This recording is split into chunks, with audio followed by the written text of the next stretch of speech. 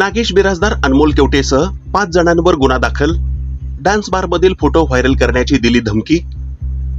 Dance बारमधील photo नकळत काढून ते संस्थेकडे व अन्यत्र व्हायरल करण्याची धमकी देऊन 2 लाख रुपयांची मागणी केल्याबद्दल नागेश बिराजदार अनमोल केवटेसह 5 जणांविरुद्ध एका प्राध्यापकाने तक्रार दिली आहे।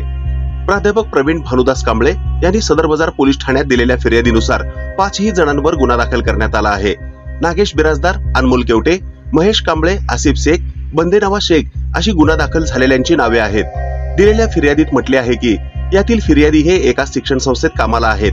आरोपींनी फिर्यादीचे डान्स बार मधील फोटो आणि व्हिडिओ नकळतपणे काढून ते संस्थेकडे व अन्यत्र व्हायरल करण्याची धमकी देऊन मंद्रुप येथील नमूद 5 जणांनी 11 एप्रिल पासून सोलापुरातील शासकीय विश्रामगृह येथे 2 लाख रुपयांची मागणी केल्याचे फिर्यादीत म्हटले आहे।